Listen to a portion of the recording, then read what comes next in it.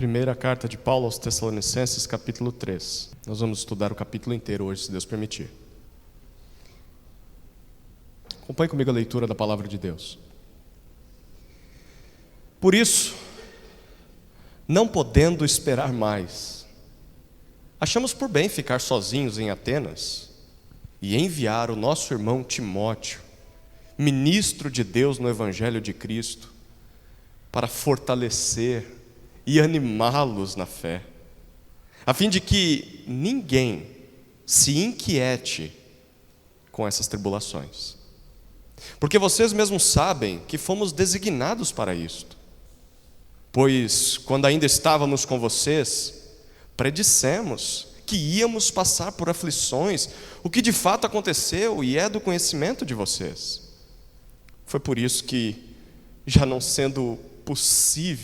me sendo possível continuar esperando, mandei perguntar a respeito da fé que vocês têm, temendo que vocês fossem provados pelo tentador e o nosso trabalho se tornasse inútil. Agora, porém, com o regresso de Timóteo, vindo do meio de vocês, trazendo-nos boas notícias a respeito da fé e do amor que vocês têm, e ainda de que sempre guardam grata lembrança de nós, desejando muito nos ver, como aliás, também nós temos vontade de ver vocês. Sim, irmãos, por isso ficamos animados a respeito de vocês, pela fé que vocês têm, apesar de toda a nossa necessidade e tribulação, porque agora vivemos, se vocês estão firmes no Senhor. Pois que ação de graças podemos render a Deus no que se refere a vocês, por toda a alegria com que nos regozijamos por causa de vocês diante do nosso Deus. Oramos noite e dia com o máximo empenho para que possamos ir vê-los pessoalmente e suprir o que ainda falta à fé que Jesus, o nosso Senhor, preparem o nosso caminho para podermos ir visitar vocês. E o Senhor faça com que cresça e aumente o amor de uns para com os outros e para com todos, como também o nosso amor por vocês, a fim de que o coração de vocês seja fortalecido em santidade, isento de culpa, na presença do nosso Deus e Pai, na vinda de nosso Senhor Jesus, com todos os seus santos. Amém. Vamos orar mais uma vez? Querido Pai, abra os olhos do nosso coração, para que a Tua palavra penetre no mais íntimo do nosso ser e mude quem nós somos. Que possamos contemplar Jesus Cristo, Teu Filho, através da ação do Teu Espírito dentro de nós. Assim oramos no nome de Jesus. Amém. O que é que pode nos tornar ou nos ajudar a sermos cada vez mais firmes na fé? O que é que pode nos fortalecer a ponto de suportarmos provações, suportarmos tribulações, suportarmos sofrimentos e ainda continuarmos crentes em Jesus, depois de passar por tudo isso? O que é que pode nos tornar firmes na fé? Nesse trecho que nós lemos, Paulo repete duas palavras muito importantes algumas vezes. A primeira palavra é fé. Ele repetiu isso 5 vezes. A segunda palavra é confirmar ou firmar. Ele diz isso 3 vezes. Então fica muito claro que o desejo de Paulo em relação aos Tessalonicenses era que eles pudessem permanecer firmes na fé. Permanecer firmes, firmados, confirmados naquilo que criam a respeito de Jesus, apesar dos sofrimentos, apesar das tribulações e das perseguições. A pergunta é por que ele tinha esse desejo? Você vai lembrar que Paulo e os seus companheiros, quando estiveram em Tessalônica, eles pregaram ali apenas 3 ou 4 semanas. E houve uma grande confusão na cidade e eles foram expulsos como que expulsos da cidade. Ele teve que fugir de madrugada, porque senão iam fazer mal aos crentes que haviam ali em Tessalônica. Então, o apóstolo Paulo sai, aqueles que eram judeus, que não creram em Jesus, eles criam todo esse tumulto, e agora eles também começam a se colocar contra os tessalonicenses que creram. E Paulo, ele tentou visitar aquela igreja nova, aquela igreja recém-convertida. Pelo menos 2 vezes, nós já lemos isso no capítulo 2, mas Satanás barrou o caminho dele. 1 ano se passa, e Paulo está preocupado. A preocupação de Paulo é como será que aquela igreja está? Será que eles continuam sendo perseguidos? Será que eles permanecem crentes em Jesus? Ou talvez a maior preocupação de alguém que prega o evangelho para outra pessoa, será que essa pessoa não voltou para a velha vida? Será que o meu trabalho lá foi em vão? Então Paulo toma uma decisão espiritual importantíssima, que muitas vezes a gente ignora.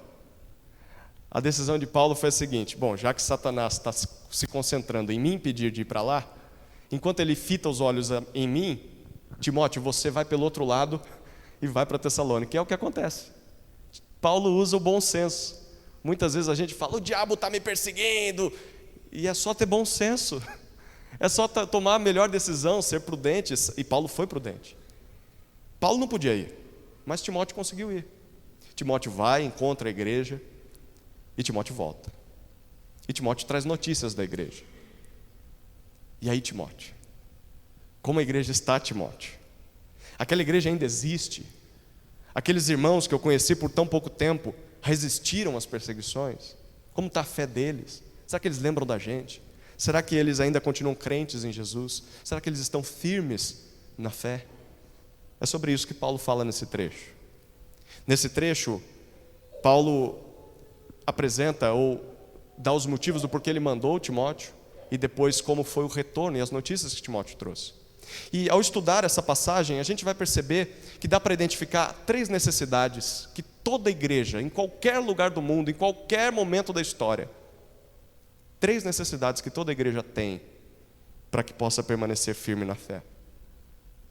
Já tem uma frase que resume tudo que eu vou falar aqui. Então, se você prestar atenção na frase, pode fechar a tua Bíblia e ir embora, porque já pegou a lição principal. Espero que você continue depois que eu falar a frase.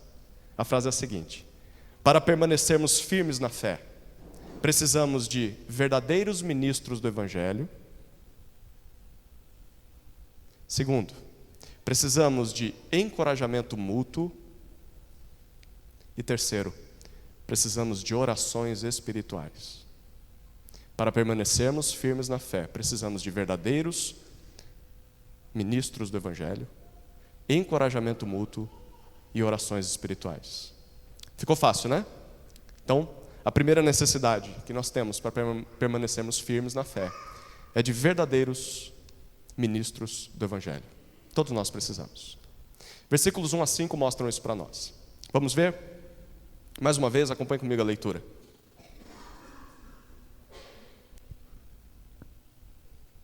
Por isso, não podendo esperar mais, achamos por bem ficar sozinhos em Atenas e enviar o nosso irmão Timóteo, ministro de Deus no Evangelho de Cristo, para fortalecer e animá-los na fé, a fim de que ninguém se inquiete com essas tribulações, porque vocês mesmos sabem que fomos designados para isto.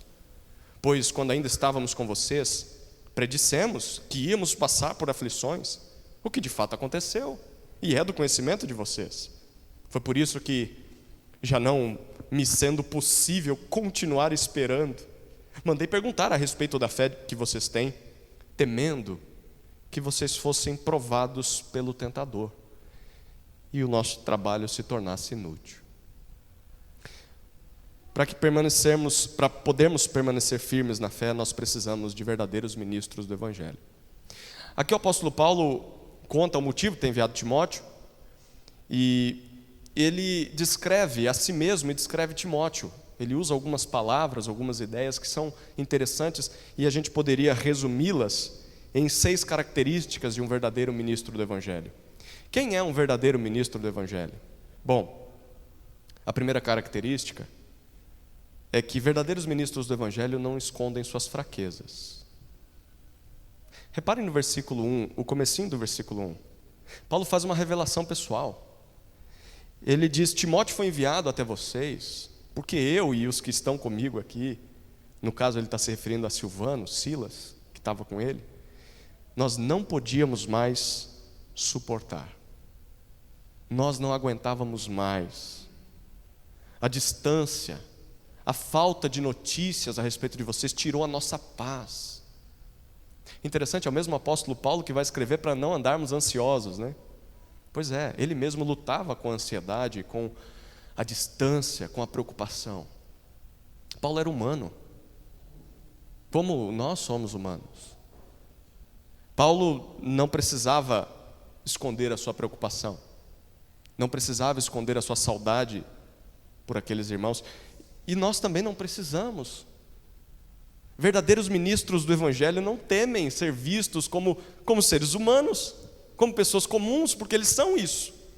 Não são super-heróis, não são santos que nunca pecam, são pessoas como eu e você. Nós somos assim, ministros do Evangelho também. Não há problema em se preocupar, não há problema em ter saudades, não há problema em ter dúvidas ou fraquejar. O problema é a gente tentar esconder essas coisas, porque elas são normais à humanidade, normais à nossa natureza caída. Para permanecer firmes na fé, uma igreja precisa de ministros que não escondem suas fraquezas. Ministros com quem a igreja possa se identificar, né? Não, é um ser humano como eu, mas está buscando seguir a Jesus.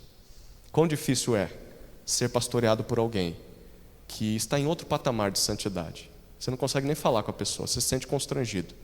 Ela se vê dessa forma. Não, verdadeiros ministros do Evangelho não escondem suas fraquezas. A segunda característica de verdadeiros ministros do Evangelho, ainda está no versículo 1, é que eles pensam mais nos outros do que em si mesmos. Olha o que Paulo diz ainda no versículo 1. Quando ele fugiu de Tessalônica, ele foi para Bereia. Bereia era um pouquinho mais ao sul. Ali ele deixa Silas e Timóteo, porque o trabalho precisava ser feito. Ele também é expulso de Bereia. De Bereia ele vai para Atenas. De Atenas ele esperaria chegar os dois. Mas aí, ele estava muito preocupado com os tessalonicenses. E aí ele pediu que Timóteo não viesse se encontrar com ele. Ele fala: só Silas vem. Timóteo, melhor daí você voltar. Eu preferi ficar sozinho, diz o versículo 1, sozinho em Atenas, sem a tua presença, mas que você voltasse para descobrir como que a igreja estava. Paulo estava disposto a ficar sozinho. No caso aqui, ficar sozinho numa cidade desafiadora. Atenas era talvez a cidade mais intelectual, era na época, e mais desafiadora para a pregação do Evangelho. E ele ficou sozinho lá. Paulo estava disposto a fazer isso pelo bem dos tessalonicenses. Queria saber se eles estavam bem, se eles estavam firmes na fé ainda. Ele está abrindo mão do seu melhor discípulo, daquele que ele estava treinando, discipulando. Verdadeiros ministros do Evangelho pensam mais nos outros do que em si mesmos. Pensam mais na igreja do que em si mesmos. Pensam mais nas igrejas de Deus nesse mundo do que na sua própria igreja. Verdadeiros ministros do Evangelho pensam no bem do reino de Deus, na missão de Deus nessa terra, a ponto de estar dispostos a enviar os seus melhores obreiros. Não é assim que Deus faz com missões? Ele pega quem está se destacando e a gente fica olhando: poxa vida, mas demorou para surgir alguém, para ajudar. E Deus diz: eu quero esse aí. Verdadeiros ministros do Evangelho dizem: se o Senhor quer, o Senhor terá. Nós vamos prepará-lo para o mundo, para o reino. Verdadeiros ministros do Evangelho são pessoas que se sacrificam pelo bem do povo de Deus. Terceira característica, verdadeiros ministros do Evangelho, agora nós vemos isso no versículo 2, verdadeiros ministros do Evangelho trabalham em equipe. Como isso é difícil de ver hoje em dia. O comecinho do versículo 2 diz para nós que Paulo não pôde ir a Tessalônica, mas Timóteo pôde, e Paulo descreve Timóteo. Duas características que ele apresenta de Timóteo. Qual que é a primeira? Além do nome que ele diz: nosso irmão. Curioso, né? Timóteo é um crente em Jesus. Essa é a primeira coisa que eu gostaria de destacar dele. Paulo não cita um título, não cita um cargo, não diz onde Timóteo estudou, não diz se ele é mestre, doutor, PhD, pós-doc. Não, irmão. É a primeira característica que deveria nos marcar. O ministro do Evangelho deveria ser conhecido por ser irmão. É a primeira coisa. Não títulos, não cargos. Irmão. E aí, em segundo lugar, ele diz ministro de Deus no Evangelho de Cristo. A palavra aqui significa literalmente um companheiro, um colega de ministério. Paulo sabia que não dava para pregar o Evangelho sozinho. Para fazer essa obra ele precisava de uma equipe, ele precisava de gente. E se ele não pode ir, então que outros venham a ir. Então, vai você, Timóteo, eu não posso ir, vai você. Para verdadeiros ministros do Evangelho, outros ministros do Evangelho não são concorrentes, não são inimigos. Outras igrejas não são igrejas que nós estamos competindo para ver quem vai ter mais crente. Não, verdadeiros ministros do Evangelho olham para outros e outras igrejas e veem ali membros do mesmo time. Nós estamos do mesmo lado do exército. Nós não somos concorrentes e inimigos. Quem foi que disse isso? O diabo. O diabo quer que nós vejamos igrejas assim. Placas concorrendo com placas. Vem para a minha igreja, a minha é certa. Trabalhar sozinho, centralizar tudo em si mesmo, é tolice. A Bíblia diz isso, é egoísmo. O verdadeiro ministro do Evangelho trabalha em equipe. É alguém que tem prazer em treinar os outros, a ponto de talvez o outro ficar melhor que ele. Pregar melhor, liderar melhor. Um verdadeiro ministro do Evangelho tem prazer nisso. Tem prazer em dividir fardos, demandas, responsabilidades, autoridade. Tem prazer em enviar essas pessoas, sem qualquer ciúme, sem busca por controlar as pessoas, mandarem tudo. Não dá para fazer isso. Verdadeiros ministros do Evangelho, quarta característica, eles fortalecem e animam a nossa fé. Nós vemos isso na metade do versículo 2, a segunda metade. Além de trazer notícias a Paulo, Timóteo tinha uma tarefa. No 2, Paulo diz: nós decidimos enviá-lo com uma dupla missão. Primeiro, para que ele pudesse fortalecer vocês, torná-los ainda mais firmes. E em segundo, para que ele pudesse animá-los na fé. Literalmente, aqui Paulo está dizendo, a palavra animar é aquela palavrinha que tem vários significados. É paracaléu, é chamar ao lado e exortar a pessoa, então é corrigir o que está errado, mas ao mesmo tempo a pessoa começa a chorar, eu estou errado mesmo. Aí você abraça ela e consola ela. Você diz, calma, Deus te perdoa. E aí depois você mostra o caminho para ela, você ensina e você encoraja. Timóteo faria isso com aquela igreja. A visita de Timóteo iria animar o ambiente. Timóteo traria fortalecimento e ânimo à fé daquele povo. Existem pessoas que só de chegar desanimam os outros. Só a presença da pessoa já deixa o clima, sabe, tenso, assim, as pessoas ficam, logo vai ter uma coisa, vai falar, vai ter uma postura que incomoda. Quão triste é conviver com pessoas assim. Pior é ser uma pessoa assim. Se você é, Deus está te exortando a mudar, a olhar para Timóteo e ver ele como exemplo. Mas quão triste é ver um ministro do Evangelho assim. Alguém assim que você fica tenso na presença dele. Timóteo não era assim. Ao invés de chegar e gerar confusão, vocês estão fazendo tudo errado nessa igreja aqui, vocês são fracos, e produzir desânimo na igreja, Timóteo fortaleceria aqueles irmãos, animaria a fé deles. Verdadeiros ministros do Evangelho são homens e mulheres de Deus que fazem isso. Que onde chegam as pessoas se alegram com a sua presença, mesmo que seja para exortar. Que bom que você está aqui. Quando você está aqui, as coisas andam, a gente se alegra, a gente vê Deus entre nós. E quando você não está, a gente sente muito a sua falta. Você é um crente assim? Ou é aquele crente que parece que foi batizado no limão, né? Carrancudo, onde chega, todo mundo já parece ver uma nuvem negra, né, te seguindo assim, uma tempestade, raios e trovões caindo na tua cabeça, e você quer que caia na cabeça dos outros também. Quinta característica: verdadeiros ministros do Evangelho são exemplo, até mesmo no sofrimento. É o que Paulo diz nos versículos 3 e 4. Por que é que os tessalonicenses precisavam de fortalecimento, de ânimo na fé? Paulo diz no versículo 3, por causa das tribulações, dos problemas, das angústias. Que quem estava sofrendo? Paulo diz, as nossas. Nós, Paulo, Silvano, Timóteo, nós estamos sofrendo essas coisas, coisas que nós avisamos vocês que sofreríamos, é o que ele diz no versículo 4. Quando estávamos aí, nós falamos que iríamos sofrer. Interessante, né? Eles eram conscientes de que sofreriam por causa de Cristo. Diferente de muita gente aí hoje em dia que diz, crê em Jesus, você nunca mais vai ficar doente, nunca mais vai sofrer, vai ser só vitória, só bênção, só vitória, vai ter sabor de mel. Não. Olha, vocês creem em Jesus? Olha pra gente, a gente crê, é apóstolo, no caso de Paulo, e eu vou sofrer.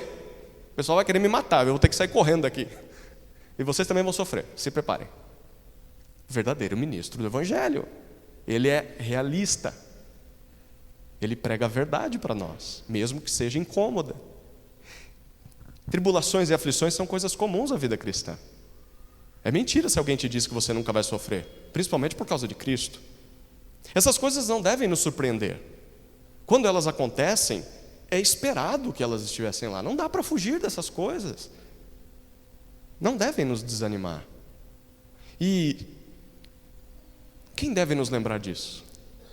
Quem Deus colocou na nossa vida para nos lembrar de que aflições e tribulações são comuns? Quem Deus colocou na nossa vida para quando essas coisas acontecerem, se sentarem ao nosso lado e chorarem conosco? Quem Deus colocou? Verdadeiros ministros do Evangelho. Eles não só nos dizem que nós vamos sofrer, mas eles são exemplo de fidelidade em meio ao sofrimento. Alguém já disse, se você quer saber quem é a pessoa que mais sofre numa igreja, veja quem está pregando, veja quem está liderando. Essa pessoa vai sofrer mais, ou no mínimo o equivalente à congregação. Por quê? Porque a congregação vai ter que olhar para alguém que sofre como ela e ver como é que essa pessoa, como é que esse cara aguenta manter a sua fé em Jesus, mesmo diante de tanto sofrimento. Porque eu estou sofrendo bastante, eu estou com vontade de largar tudo. E aí você olha para um ministro do Evangelho que mesmo no meio do sofrimento continua sendo exemplo, e você diz, está aí, é possível. É um ser humano como eu, que pela fé está sendo sustentado por Deus. Ministros do Evangelho não só ensinam sobre o sofrimento, mas são exemplo. Continuam crendo, mesmo em meio ao sofrimento. Sexta e última característica de verdadeiros ministros do Evangelho, eles se preocupam com a nossa salvação.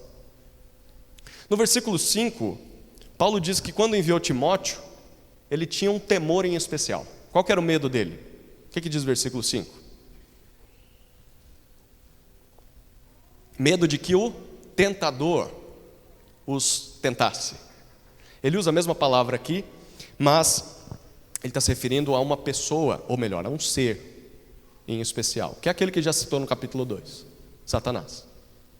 Paulo tinha medo que o diabo, a palavra tentar aqui traz a ideia de seduzir. Ela é uma palavra bem rara, você não vai encontrar ela no Novo Testamento. Paulo usa só aqui, a gente só encontra ela aqui. Mas na época em que Paulo está escrevendo essa carta, ela futuramente foi usada para se referir a um discurso que tenta seduzir as pessoas, para levá-las de um lado para o outro. Então ele diz, eu tive medo de que o diabo conseguisse colocar caraminholas na cabeça de vocês, mentiras, e vocês acreditassem nessas coisas e vocês voltassem para a velha vida. Tive medo de que vocês se desencaminhassem da fé. E isso faria com que todo o meu trabalho aí, todo o sofrimento que eu tive, fosse em vão, fosse à toa. É interessante porque no capítulo 1, lá no versículo 4, você vai lembrar disso, Paulo diz que tinha certeza de que Deus tinha eleito os tessalonicenses. Tem certeza que Deus escolheu vocês. Então Deus escolheu eles, soberania de Deus. Mas agora, Paulo diz que eles precisavam perseverar na fé, porque Satanás poderia fazê-los voltar à velha vida e o trabalho dele teria sido em vão. Você vê a soberania de Deus, mas ao mesmo tempo a responsabilidade humana. Você também tem o seu trabalho, você tem que continuar perseverando. Por isso eu mandei Timóteo, porque eu estava com medo de vocês se desviarem. Quem é crucial para nos lembrar e nos ajudar a não voltar para a velha vida? Verdadeiros ministros do Evangelho. Nós precisamos de gente assim na nossa vida. Precisamos de gente que nos ensina, gente que nos exorta, que nos confronta, que nos conforta, que nos encoraja, através de um discurso, de uma pregação, sim, mas principalmente através do exemplo de vida.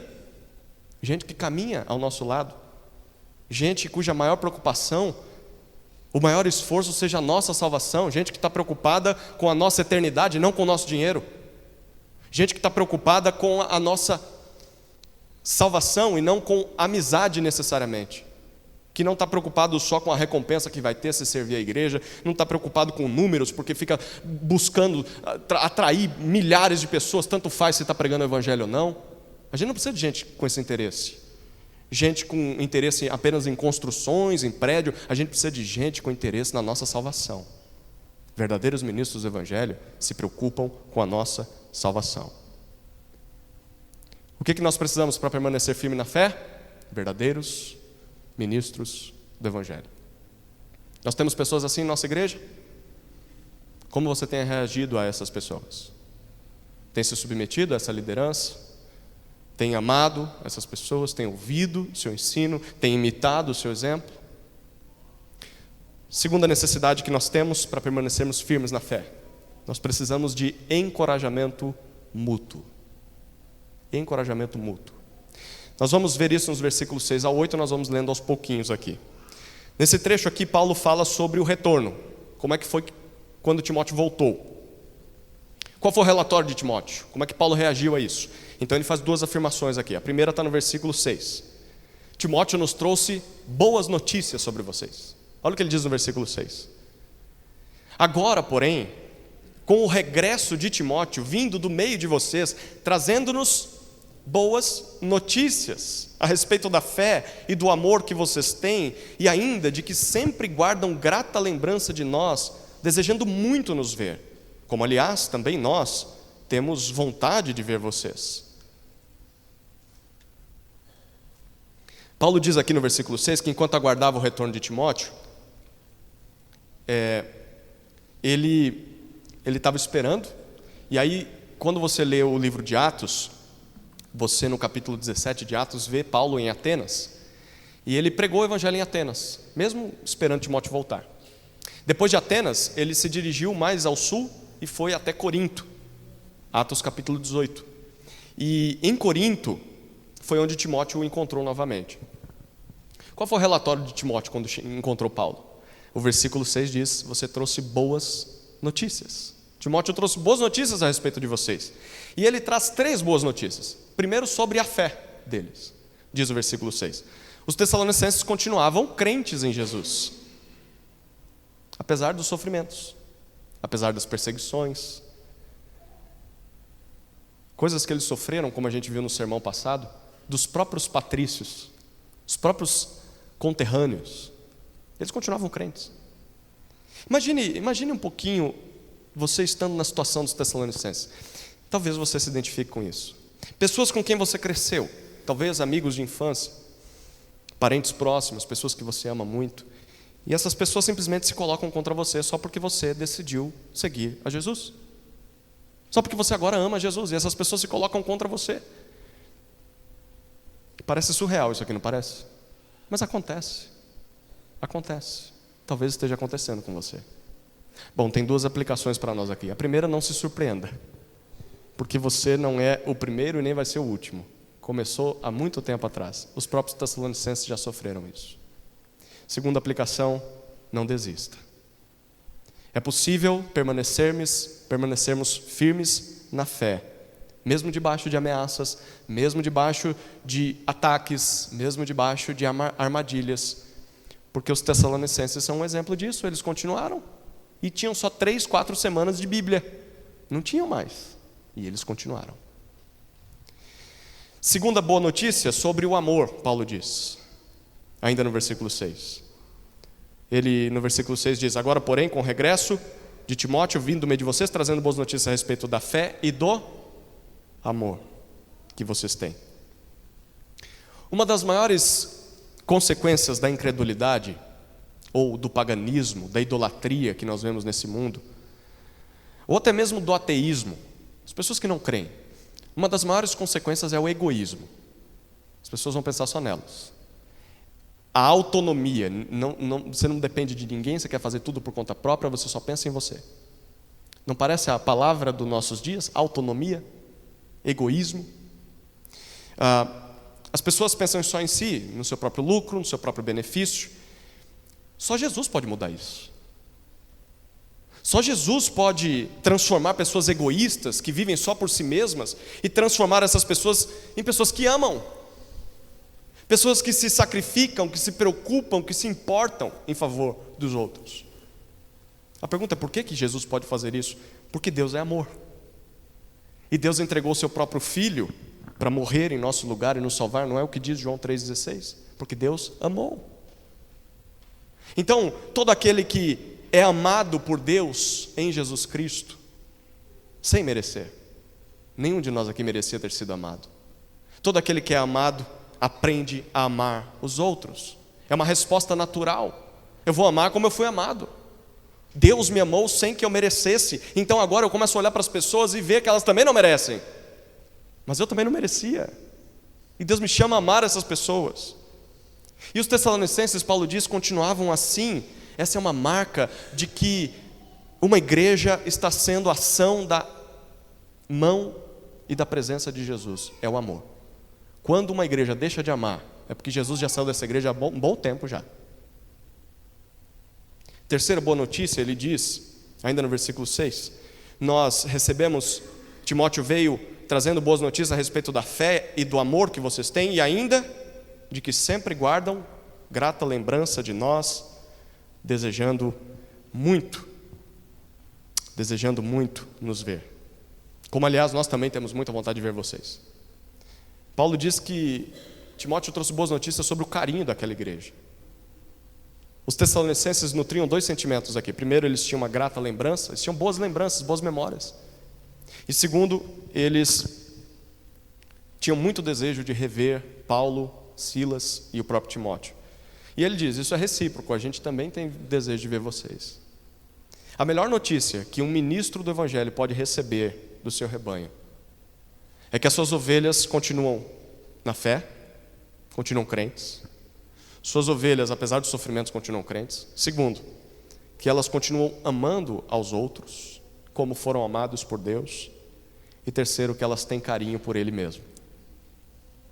São as melhores notícias que um ministro do Evangelho pode ouvir. Continua crente, continua amando e ainda tem o carinho por você. Mas o contrário também é verdade. Se a ovelha ou o rebanho só se desvia, é uma vida assim de fraqueza espiritual, de desinteresse pelas coisas de Deus, é uma vida de desamor, de egoísmo, só pensa em si, só pensa no seu ministério, só pensa na sua causa, não se preocupa com os outros. Se o rebanho tem falta de carinho ou falta de respeito pelos seus líderes, então esse rebanho sempre vai ser má notícia para um ministro. Sempre vai ser problema para o ministro e problema para a igreja também. Gente, assim, não é problema só para o pastor, não, é problema para os outros. Essa primeira afirmação de Paulo, olha, eu recebi boas notícias quando Timóteo chegou. Mas a segunda afirmação dele nesses versículos é que ouvir essas boas notícias gerou ânimo e vida em Paulo e Silvano. Olha os versículos 7 e 8. Sim, irmãos, por isso ficamos animados a respeito de vocês, pela fé que vocês têm, apesar de toda a nossa necessidade e tribulação, porque agora vivemos se vocês estão firmes no Senhor. Paulo diz que quando a notícia chegou, ele teve duas reações. A primeira reação, ele e Silvano foram animados, diz o versículo 7. O fato daquela turma ainda manter a sua fé, mesmo diante das necessidades, das tribulações que o próprio Paulo e os seus companheiros sofriam. Eles foram acusados falsamente, eles foram difamados, eles eram perseguidos onde quer que passassem. E vocês ainda continuarem crendo fez com que nós encontrássemos ânimo, trouxe consolo para nós, trouxe conforto para nós, trouxe encorajamento para que a gente continuasse no ministério. Queridos, o ministério pastoral, o ministério missionário também, não é fácil. Não é fácil. Se você está diante de um verdadeiro ministro do Evangelho, não é fácil. Agora, falsos ministros do Evangelho, a vida é bem tranquila, porque não faz nada, né? Não se preocupa com vidas, não cuida, não pastoreia, não persevera, não tem paciência, não estuda, não ensina. Mas o verdadeiro ministro do Evangelho vai ter trabalho. São muitas privações, são muitas provações, dificuldades, problemas, muitas angústias, muitas lágrimas derramadas de madrugada, muitas orações, muitas decepções, muito abandono, traições, resistência, oposição. Não é fácil o ministério pastoral. Sabe o que anima um ministro em dias assim? Sabe o que anima um ministro quando ele está lidando com um problema do ministério? Ouvir, ver crentes fiéis. O que traz ânimo para um ministro é ver crente que está perseverando, mesmo em meio a tanta notícia ruim. A melhor forma de você animar a sua igreja, a melhor forma de você trazer ânimo para o seu líder, para o seu pastor, é ser um crente fiel a Jesus. Se você for um crente fiel a Jesus, ao invés de só trazer problemas, você vai ser parte da solução desses problemas. Que grande alegria, que grande ânimo, em dias difíceis, ouvir que aquele irmão deu um bom testemunho, que aquela irmã está mudando dentro de casa, que aquele filho está se submetendo aos seus pais. Quanto ânimo isso traz para a gente. A segunda reação, versículo 8, eles viveram, diz Paulo. Quando Paulo pregou em Corinto, que era onde ele estava quando Timóteo chega, as coisas não foram fáceis também. Se você ler Atos capítulo 18, pode ler durante a semana na sua casa, mas chegou um momento em que a oposição foi tão grande lá dos judeus, que Paulo teve ameaça contra a própria vida. Eles falaram, nós vamos matar você. E é provável que Paulo começou a temer, a perder a sua própria vida, e talvez tenha cogitado ir embora, eu vou sair daqui. E aí foi necessário, lá no versículo 9 e 10, versículos 9 e 10 de Atos 18, foi necessário que em um sonho, Jesus aparecesse para ele e dissesse assim, não vá embora dessa cidade, suporta os sofrimentos, porque ainda tem muita gente aqui. Agora vai fazer o quê, né? Vai sair? Ele teve que ficar. Ele teve que encarar as ameaças, os ataques, porque Jesus falou, quero salvar gente aqui, quero usar você aqui. E Paulo ficou ali. O que foi que reanimou a vida dele? Além de o encorajamento de Jesus, né? Porque Jesus falou, fica aí, eu vou estar com você. Paulo aqui nesse versículo 8 está dizendo, o fato de vocês, tessalonicenses, estarem firmes no Senhor, manterem a posição, perseverantes na fé do Senhor Jesus Cristo, isso trouxe para mim vida. Eu estava desfalecendo em Corinto, e quando eu recebi boas notícias de vocês, eu vivi novamente.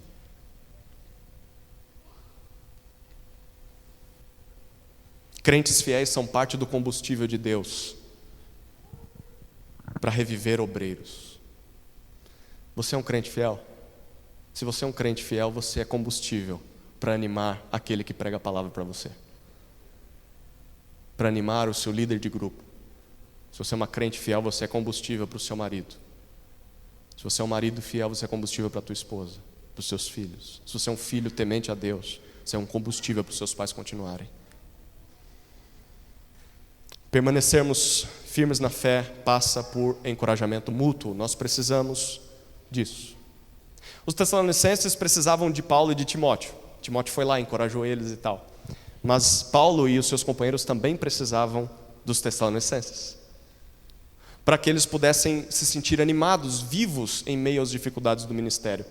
Então, se nós quisermos permanecer firmes na fé, diante das dificuldades, dos sofrimentos da vida cristã, do ministério, nós precisamos uns dos outros. Nós precisamos de encorajamento mútuo, nós precisamos estar juntos. Ovelhas precisam estar perto de ovelhas. Ovelhas precisam estar perto do seu pastor. O seu pastor precisa estar perto das suas ovelhas. Nós precisamos uns dos outros para permanecermos firmes na fé. Não espere que você vá ficar firme na fé estando longe de uma vida da igreja local. Se você acha que vai conseguir ficar firme na fé congregando 1 ou 2 vezes no mês, esqueça, você não vai conseguir. Porque parte da solução de Deus para te manter firme é isso aqui. É o ajuntamento. É ouvir a pregação da palavra juntos. É cantar a Deus juntos. É orar juntos. Sendo encorajado, olhando para o outro. Vendo alguém que está passando por uma dificuldade, mas continua crente. Você olhando para o outro que está quase desfalecendo e você anima ele. Envolva-se com a membresia da igreja. Envolva-se com os líderes, os pastores. Ame essas pessoas. Encoraje essas pessoas. Seja amado por essas pessoas. Seja encorajado por essas pessoas. Nós precisamos de encorajamento mútuo. Terceira necessidade que temos para permanecermos firmes na fé. Prepare-se, porque agora Paulo vai cortar a nossa jugular. Ele está batendo, não está? Mas agora ele chega com os 2 pés na porta. Para crescermos e permanecermos firmes na fé, nós precisamos de orações espirituais. Orações espirituais. A gente vai ler aos pouquinhos, a partir do versículo 9 até o 13. Aqui Paulo, ele ainda está falando das boas notícias, de como eles reagiram, mas você vai reparar que a partir do versículo 9, Paulo ele começa a falar do tema oração. Ele vai falar que as boas notícias despertaram neles alguns motivos de oração. Então, ele fala que orou pelos Tessalonicenses e você precisa perceber que são todos motivos espirituais. Nada de coisa terrena, carnal. Queria tanto passar naquela prova, queria tanto conseguir um emprego, queria tanto que Deus me curasse disso, queria tanto que abrisse uma porta para aquilo.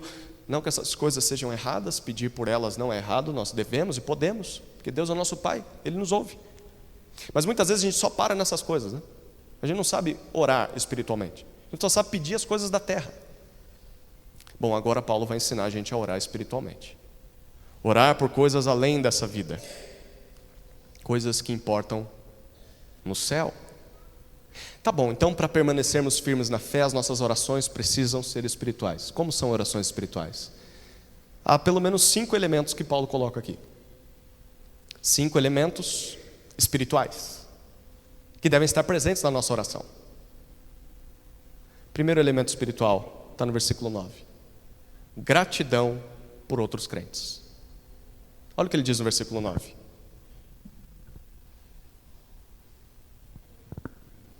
Pois que ação de graças podemos render a Deus no que se refere a vocês, por toda a alegria com que nos regozijamos por causa de vocês diante de nosso Deus? Aqui Paulo está fazendo uma pergunta retórica, né? A resposta já está na própria pergunta. É uma afirmação em forma de pergunta. Paulo está dizendo, olha, faltam-me palavras para agradecer a Deus por tanta alegria que vocês trazem para mim. Tanto regozijo, tanto deleite que eu tenho ao ouvir que vocês estão firmes na fé. Qual foi a última vez que você orou dessa forma? Qual foi a última vez que você agradeceu pelo testemunho de fé do seu irmão? E qual a última vez que você disse isso para ele? Meu irmão, eu louvo a Deus pela tua vida, porque o teu exemplo de fé é um encorajamento para mim. Porque é isso que Paulo está fazendo aqui. Eu agradeço a Deus por causa de vocês, eu estou contando isso para vocês. Isso traz ânimo, não traz? Alguém te ligar. Semana passada ensinei a usar o WhatsApp, você lembra? Então, usar o WhatsApp para dizer, meu irmão, você é um exemplo para mim, continua firme. Eu agradeço a Deus pela sua vida. Dá um abraço nele após o culto e falar, você é um exemplo para mim. Eu agradeço a Deus porque você está crente. Só por isso. Segundo elemento espiritual é a intenção de servir outros crentes. Primeiro é agradecer, gratidão por outros crentes. O segundo elemento que Paulo coloca aqui é a intenção de servi-los. Olha o versículo 10. Oramos noite e dia, com o máximo empenho, para que possamos ir vê-los pessoalmente e suprir o que ainda falta à fé que vocês têm. Enquanto estava distante dos Tessalonicenses, Paulo orava, e ele diz: oro noite e dia. Nessa carta ele falou que fazia outra coisa noite e dia também, que era trabalhar. Provavelmente quando montava a tenda ele estava orando, né? Para ficar acordado, Deus, lembra daquele fulano. Ele orava noite e dia, com máximo empenho, por dois motivos. Primeiro, para poder revê-los pessoalmente, e segundo, poder suprir o que falta à fé de vocês. A palavra aqui traz a ideia, tem uma versão até que traduz assim: reparar as deficiências da vossa fé. Isso significa duas coisas para a gente. Primeiro, que havia áreas na vida daqueles crentes que precisavam ser consertadas, reparadas, aperfeiçoadas. Os pontos principais dessas áreas ele vai falar a partir do capítulo 4. Capítulo 4, capítulo 5, Paulo vai corrigir essas áreas. Pelo menos vai começar a corrigir. Porque agora é só elogio, né? Só elogio, vocês são uma bênção. Mas tem algumas coisinhas que eu preciso tratar na vida de vocês. Mas são uma bênção. Mas precisa tratar isso aqui. E ele vai fazer isso. A gente vai fazer uma pausa.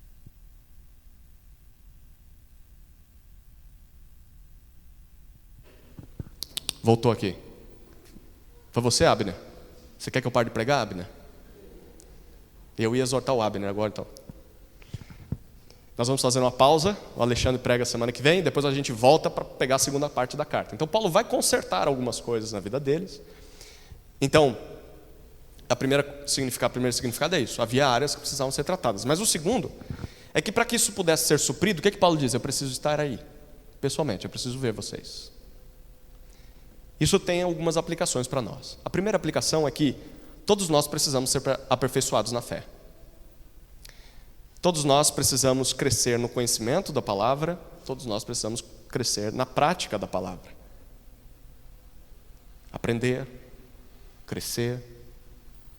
Não existe cristão pronto. Não existe um crente que já chegou lá. O próprio apóstolo Paulo diz: eu não atingi a perfeição. Filipenses ele fala isso. Se você acha que atingiu a perfeição, eu não sei o que você está fazendo aqui. Você devia estar lá em cima já, no céu. Porque é lá que a gente vai atingir perfeição, aqui não. Não existe crente pronto. Então, se não existe cristão pronto, nós precisamos de aperfeiçoamento. Você reconhece isso? Você precisa de aperfeiçoamento? Ok, aí tem a segunda aplicação. Esse aperfeiçoamento, esse suprimento, essa reparação das coisas que faltam, só pode acontecer presencialmente. Paulo diz: eu preciso estar aí para falar com vocês. Nós precisamos estar presentes, ativos na vida da igreja. Nós precisamos estar presentes quando o ensino é dado. E não só presentes de corpo. Porque tem gente que está aqui presente de corpo. Mas assim, a alma já está longe, né? A alma está na Eurocopa, está na Copa América, a alma está na pizza que você vai comer hoje à noite. A alma está já na segunda-feira, lá no trabalho, nas preocupações da semana. Então assim, não é só estar presente, você tem que estar presente inteiramente. Porque é aí que o suprimento daquilo que nos falta é dado. Eu vou anotar isso, porque eu preciso mudar isso na minha vida. Eu preciso decorar esse versículo, eu preciso fazer isso que eu estou ouvindo do texto. Nós precisamos estar presentes, porque senão nós vamos continuar com buracos na embarcação. E se um navio sai do porto com buracos na embarcação, vai acontecer o quê? Vai afundar. Você é um bote cheio de buracos. Precisa de reparo. E o reparo está aqui nesse ambiente de aprendizado mútuo. E nós também devemos orar, porque Paulo orava para que pudesse ver os seus irmãos e ajudá-los a crescer. Nós devemos orar por isso. Senhor, quando eu ver aquele meu irmão, por favor, me dá a oportunidade de vê-lo. E quando o ver, que a gente não fique jogando papo para o ar, só falando de time de futebol, só falando do clima, mas que a gente tenha conversas edificantes, que a gente possa falar sobre a pregação da palavra, sobre o que está acontecendo nos nossos grupos, sobre o que Jesus está fazendo na nossa vida, para que a gente cresça. Ore por isso. Paulo estava orando por isso. Terceiro elemento espiritual que havia na oração de Paulo está no versículo 11. É a vontade de encontrar outros crentes. Olha o que Paulo diz no 11. Que o próprio Deus, o nosso Pai, e Jesus, o nosso Senhor, preparem o nosso caminho para podermos ir visitar vocês. Tem algo fenomenal acontecendo nesse versículo aqui. Porque você vai lembrar que o caminho de Paulo até os Tessalonicenses tinha sido barrado por quem? Por Satanás. Ele disse isso lá no capítulo 2. Eu tentei mais de uma vez, pelo menos 2 vezes ele tentou ir, Satanás barrou o caminho. Aí o que Paulo fez? Cadê o diabo? Eu vou atrás dele.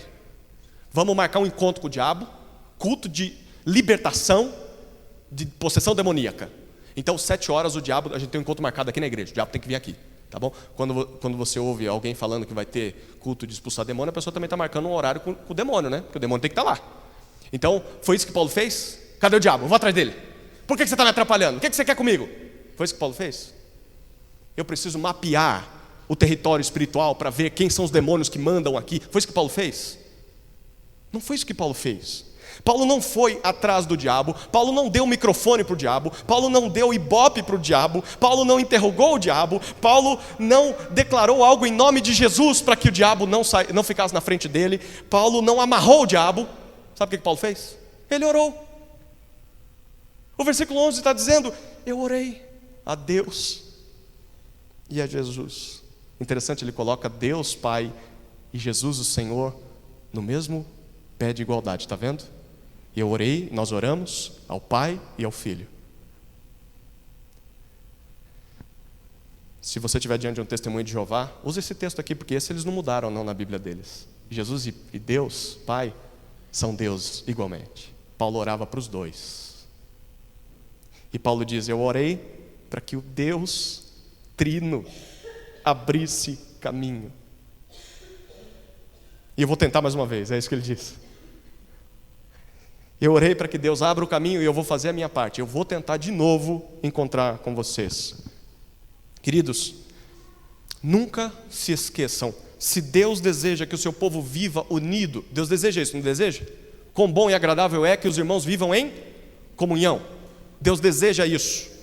O que Satanás vai tentar mais fazer da vida dele, na existência dele, o que você acha que é? É ficar colocando mensagem subliminar nos filmes da Disney? Você acha que o diabo vai ficar tentando fazer isso? Você acha que Satanás está preocupado com a música da Anitta? Satanás está mais preocupado em impedir que você veja os seus irmãos. Satanás está preocupado em você se unir com outros crentes para se fortalecer na fé. É com isso que Satanás está preocupado. Tudo que ele puder fazer para impedir que você veja o povo de Deus, que você congregue, que você ame outras pessoas, que você sirva outras pessoas, que você faça discípulos, ele vai fazer. Ele está engajado com isso. A vontade do diabo é que você deixe de congregar, mesmo que continue crente. Vou assistir pregação da internet, vou visitar uma igreja de vez em quando, mas não vai conviver com a igreja, não vai ter encorajamento mútuo, não vai amar e não vai ser amado, não vai ter que perdoar e ser perdoado. Você precisa de igreja. E se você não está numa igreja, e se você se afasta da igreja, se você não quer saber de igreja, o diabo está batendo palmas. Ele está feliz com a tua vida, porque é o que ele quer. Nós precisamos lutar contra isso. E não é lutar contra o diabo, é lutar em oração. Senhor, me ajuda a ter desejo de querer congregar. Eu preciso ver os meus irmãos, abra caminho para que isso aconteça. Quarto elemento espiritual da oração de Paulo está no versículo 12. Ele tinha interesse no transbordar do amor naqueles crentes. O transbordar do amor em outros crentes. Versículo 12, olha o que Paulo disse.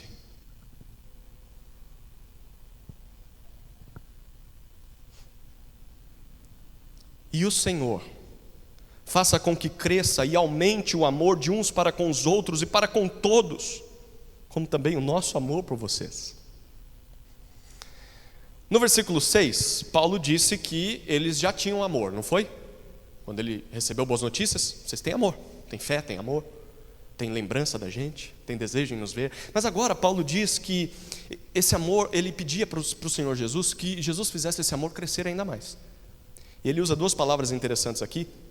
A primeira, crescer, traz a ideia de crescer abundantemente.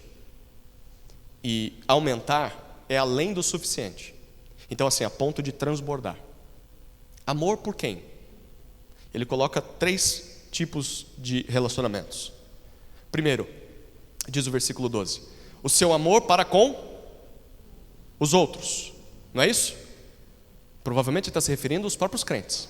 Eu oro para que o amor de vocês uns pelos outros cresça, aumente, transborde. Mas em segundo lugar, eu oro para que o amor de vocês para com todos.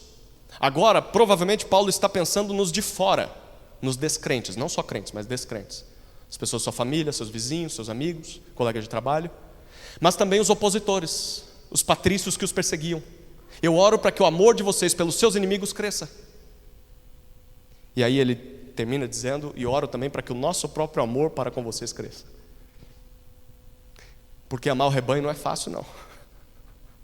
A gente já falou das dificuldades do ministério, né? E Paulo reconhece: eu também preciso que o amor cresça em mim. Então eu preciso crescer nisso, preciso que vocês orem por isso também. Eu oro por isso, para que eu ame vocês cada vez mais. Queridos, amar pessoas não é natural.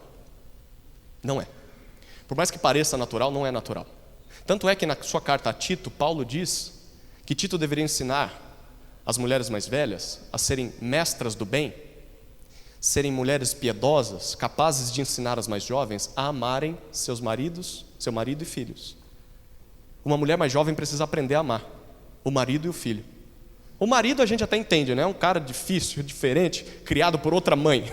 Mas o meu filho, eu preciso aprender a amar o meu filho. Eu já sei amar o meu filho. Não, você não sabe amar o seu filho. Você sabe amar o seu filho com amor egoísta. Você sabe amar o seu marido com amor egoísta. Você só vai aprender a amar quando você olhar para a palavra. Amar pessoas não é fácil. Até o amor de mãe é corrompido. Ela precisa aprender a amar. Ainda mais pessoas diferentes da gente. Descrentes. Começa com os crentes, né? Já é difícil amar a igreja. Gente que acredita a mesma coisa que a gente, já é difícil amar. Imagina o descrente.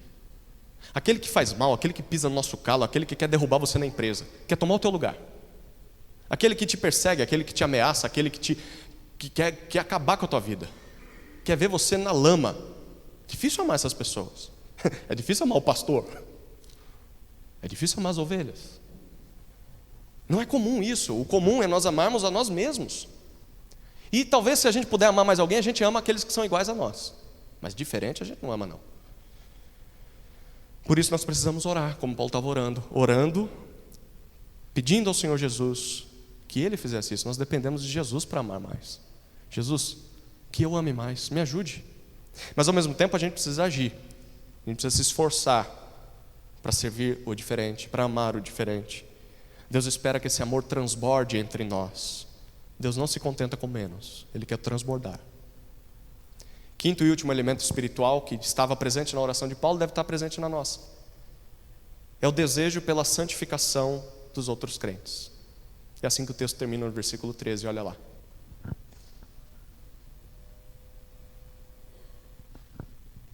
A fim de que o coração de vocês seja fortalecido em santidade, isento de culpa, na presença de nosso Deus e Pai, na vinda de nosso Senhor Jesus com todos os seus santos. Se o amor dos tessalonicenses transbordasse, o que iria acontecer com eles? Paulo diz no versículo 13, o seu coração seria fortalecido, seria firmado em duas áreas. Primeira área, em santidade, pureza. Segunda área, na isenção de culpa. Vocês seriam ou serão irrepreensíveis, pessoas acima de qualquer acusação, pessoas que onde não há ponta solta de caráter. Sabe aquela blusa de lã? No inverno agora a gente vai tirando as blusas do armário, né? Do guarda-roupa. Aquela blusa que tem um fiozinho solto assim, você puxa ela e começa a desfiar toda. Criança ama roupa assim, né? Daqui a pouco não está mais com a roupa, está só com o fio na mão. Paulo ora para que a vida dos tessalonicenses não estivesse assim, com ponta solta. Impecável. Percebe a lógica de Paulo aqui? A lógica dele é a seguinte: nós só podemos ser irrepreensíveis, santos, se nós transbordarmos em amor, que foi o que ele acabou de orar anteriormente. Por que é que o amor produz uma vida irrepreensível e santa? Porque o amor é o cumprimento da lei de Deus. Ame a Deus sobre todas as coisas e o seu próximo como a ti mesmo. Disso dependem toda a lei e os profetas, disse Jesus. O cumprimento da lei é o amor. Então, se você não ama, guarde bem isso, você não está no caminho da santidade. Você está fazendo tudo bem feito, menos amar. Está tudo mal feito, tudo perdido. Você é um baita de um religioso, mas não está santificado. Você precisa amar.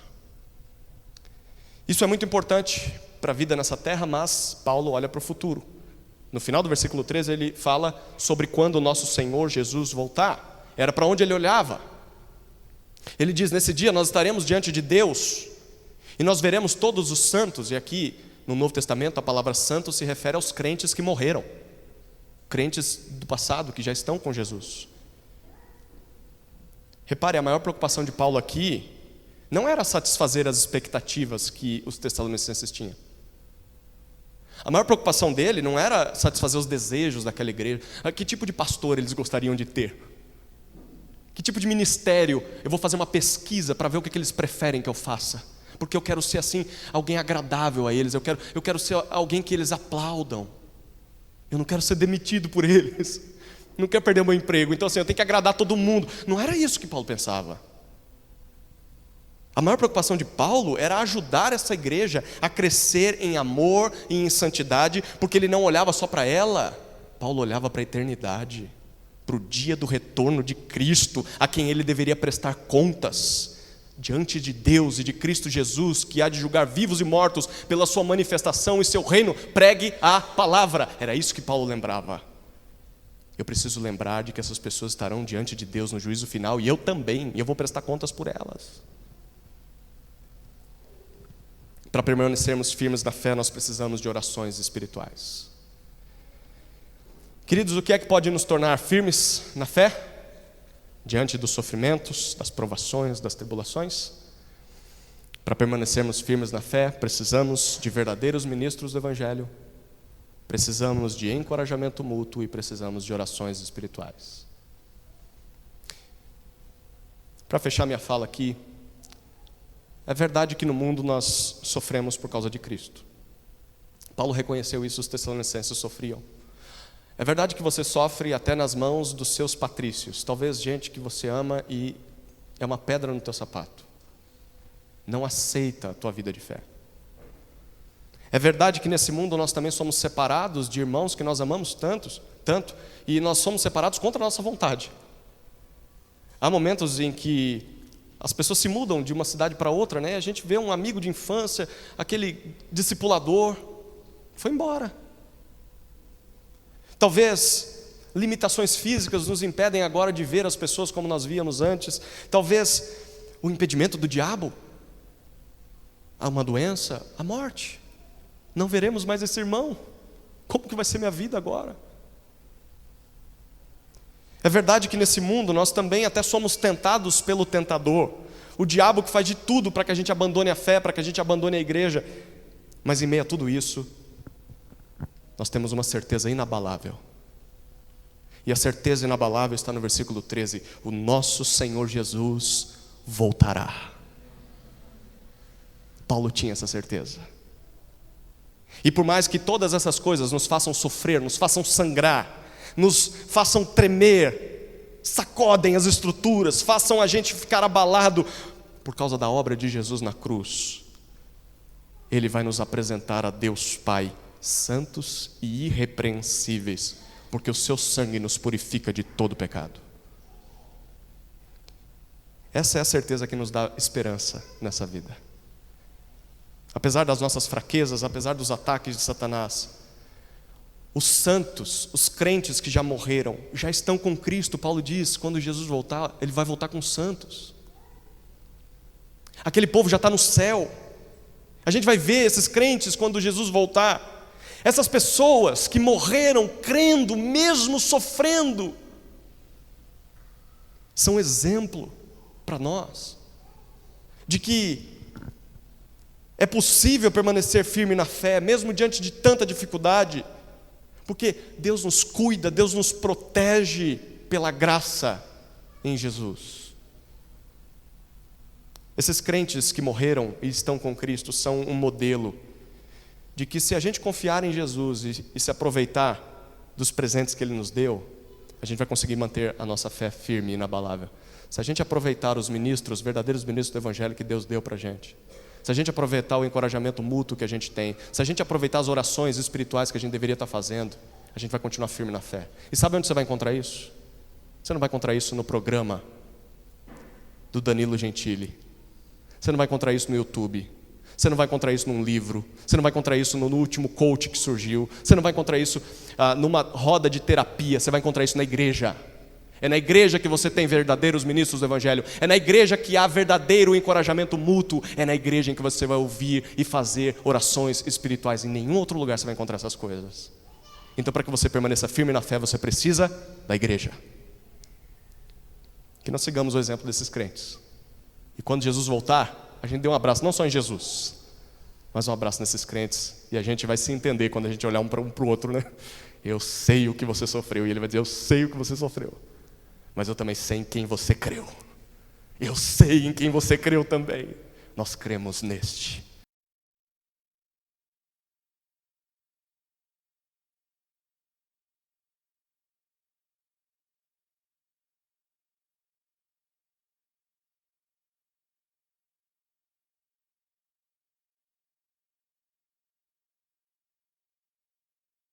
Igreja. Se oramos em nome de Jesus. Amém.